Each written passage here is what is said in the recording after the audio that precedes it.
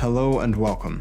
In this video, I'm going to be talking about how I make videos for my YouTube channel. Quite a lot of people have asked to not only know my process, but to get some tips or tricks if they're just starting out making video as well. Now on this channel, I make two main styles of video, and I'm going to start making another one as well. But I make these front-on videos where I talk to the camera, and I also make these videos from the side where I'm moved into the corner of the screen and then I'm talking through recording, mixing, production, or in this case, video editing. I've also just started using an overhead rig, which I showed how I made in the last video on this channel. But for now, let's keep it really simple. I will cover all styles of video in this one video, but let's just keep it really simple and start with the main front shot. When it comes to video content for a tutorial, there's really three things to think about. One is the actual content of the tutorial, what you're going to talk about. I'll talk about that later in this video. The second is the video quality itself, the composition, the lighting, the frame rate, all the different settings you're going to use on your camera. And the third thing is the audio quality. Let's start by looking at the video side of things. So when I'm filming my videos, this is what I see in front of me. I have a camera, which is the Canon 200D, which I use because it has fantastic autofocus. When you're working by yourself and you need the camera to stay focused on your face or whatever you put in front of the camera, this is incredibly useful because it just focuses incredibly quickly on whatever I want it to. The next part of the rig is the tripod, which it's all sitting on, and this lets me align it and position it where I want to.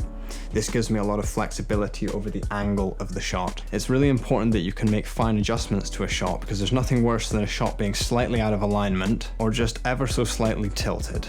If you're filming videos by yourself, it can be a good idea to turn the tripod around so that the arm is actually facing towards you, and that way you can control all of this while sitting in front of the camera, so you don't have to go to the other side to do that. As I mentioned earlier, it's all on this tripod. It's a relatively inexpensive tripod, but all of the equipment I'm using in this setup I will link in the description down below. The final part of the video rig are these two inexpensive light boxes. Now I bought these pretty cheap online. I'll leave a link in the description down below. I'm not sponsored. I think they cost about 20 to 25 pounds each, and they make an enormous difference to the quality of the video.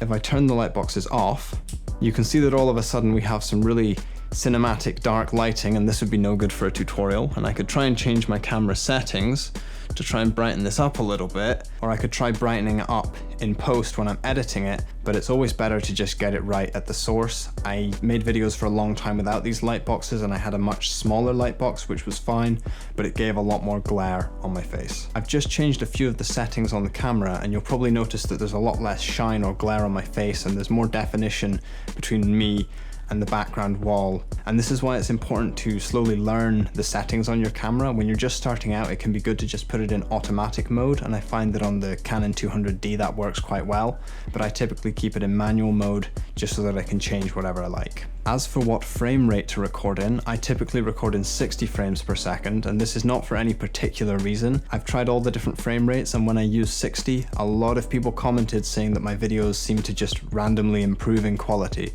so I just sort of stuck with it. The next important part of the rig is the microphone, which is just here out of shot. I'm using a Slate ML2 microphone, which is a modeling microphone, and it's a small diaphragm condenser microphone that I have on this boom arm just here. I've used many microphones over the sort of year and a half, 2 years I've had this channel. I've used a small audio recorder, I've used lavalier mics, camera shotgun mics, large diaphragm condenser microphones, and finally settled on this one because it's just the most convenient for me. Sometimes I mount it on top of the camera with a little rig, but most of the time I just keep it on a boom arm up here. Lots of creators spend a lot of time focusing on the video, and their video content's good, but the audio quality is usually just as important, if not more important.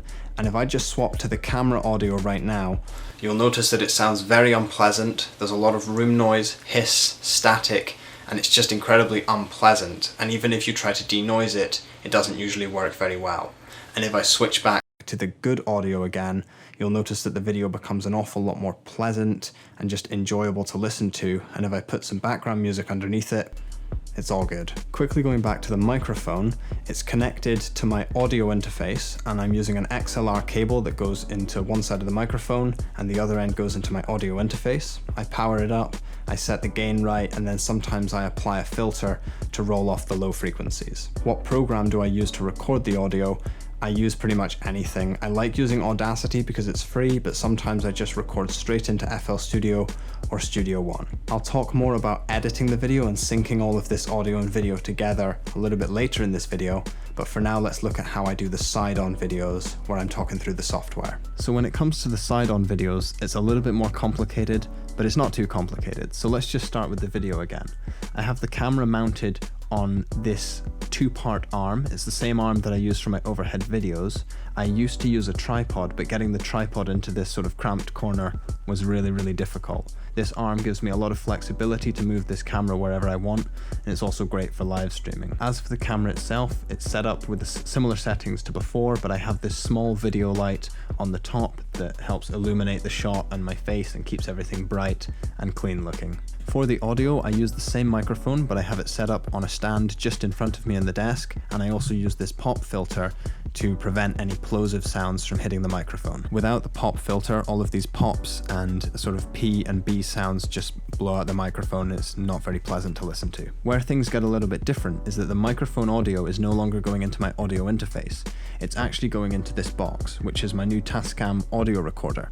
I plug the microphone into this box and it powers up the microphone either using batteries or just by connecting straight to an outlet, and it records my voice so that none of the computer's resources are spent on that audio recording process. I also take one of the headphone outs from my audio interface and plug it into the Tascam as well, and then I turn the volume up, and this means that the Tascam is going to be recording my voice and also any audio from my PC, whether that's from inside FL Studio or in this case inside Premiere Pro. It's going to be recording as well onto two separate WAV files that I can then edit inside the software. You can record the audio whilst you're inside your software, and I used to do that with FL Studio. I would use the Edison plugin to record that, but it uses a lot of CPU and RAM, and I like to save all of my computer's resources for actually doing the tutorial instead of just recording my voice and the audio. When I do these tutorials, I use headphones because otherwise I can't hear what's happening. I can't have any sound coming out of the speakers usually because it would interfere with the microphone, and if I do have sound coming out of the speakers, I have to wait until it's off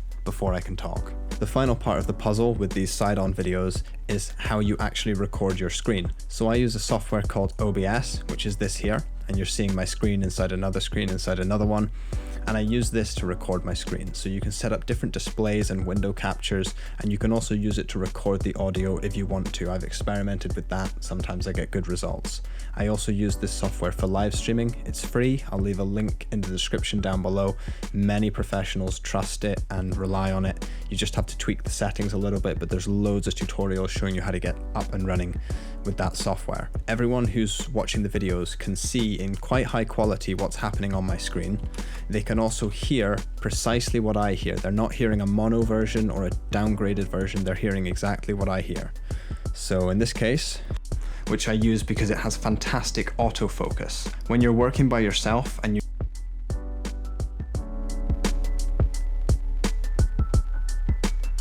So that's a little sneak preview of the video that you've probably already seen. I use the whole Adobe suite on sort of like a pay monthly thing, so I have Photoshop and Premiere Pro, and it naturally makes sense that I would be using Premiere to edit my videos. For anyone that's used video editing software, this will make sense. I have all of my video clips at the top, I have all of my various audio tracks here, and it's just a case of staying organized. In my project bin at the side, I have cam 1, cam 2, that was the front shot and the side shot. I have different audio bins, and I also have like lots of B-roll and clips to put over the top.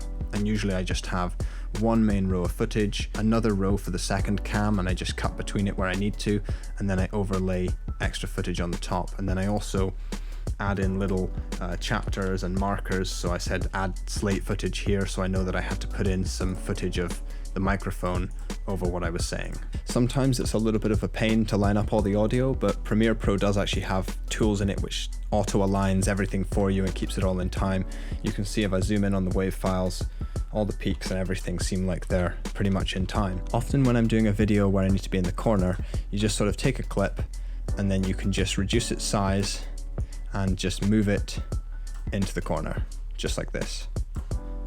This one behind was too small because I was filming in a different process, and then you've got me in the corner with another one of me up here, and they'll still be in sync with each other. This editing process also gives me a chance to catch things I've missed when I was making the video, because for instance I can change things like brightness and contrast, and also the color temperature. So if it was too bright, I can sort of edit it in a little bit like this, make it a little bit cleaner, and I can change the color profile because I think the room picked up a little bit too much greens, or maybe change the temperature, that's a bit extreme there, or add saturation to the clip and all sorts of stuff. But it gives you a chance to sort of correct things you missed when you were filming. You can see that there's an awful lot of cuts in the project, so there's lots of bits where I've sort of jump cut things together. Sometimes it's because there's a mistake or something I say isn't too clear, but usually it's just to try and keep the video as short and concise as possible. The video editing process doesn't take too long, but I think a lot of people who don't edit video don't really understand all the ins and outs of why it takes so long. And I know there's many YouTube creators who take 5 to 10 hours to edit 5 to 10 minutes of video. Now, usually if I have a video that's between 5 and 10 minutes long, the edit usually takes me about 45 minutes to an hour. It really depends on the complexity of what I'm doing and how much extra footage I have to record. Some things speed up the process, like the music I'm using underneath here is something that I just created myself, so I didn't have to go spending hours online trying to find copyright-free music. And also I've spent a lot of time learning the workflow and finding a workflow for me. I use a lot of shortcut keys for cutting, slicing, moving, cropping and all this stuff, so that I'm not spending too long editing. And the last thing I wanted to talk about when it comes to making videos, because it's with all the technical stuff aside and all the audio and video stuff taken care of, is the actual content of the videos. And when it comes to trying to get good content for the videos, it's usually just a case of looking to see what people are asking for and trying to think back to what I wanted when I started. I have a sort of checklist before I make each video, and it kind of covers some basic questions like, is this helpful? Is it new information that hasn't been shown before? Or is it a new take on some information that someone else has already put into a video? Or is this video shorter or better or more high quality than someone else's video that's already covered the same topic? I don't want to put out any videos unless I actually think they're going to help someone. I know that lots of the videos I put out can't possibly help everybody that's subscribed, because some people subscribed for FL Studio tutorials, some people subscribed for recording tutorials, mixing tutorials, mastering, studio build videos. There's all sorts of different things people have subscribed for, so I just try to make a varied sort of amount of content so that one or two of the videos will hopefully be helpful for someone. So that was a bit of a different video for this channel, but I hope you've enjoyed it, and I hope that anyone who's looking to make tutorial content on YouTube or any kind of video on YouTube maybe has picked up a few tips or tricks and feels inspired to start creating their own content. Thank you very much for watching. I hope you have a great day, and I hope to see you in the next video. Bye for now.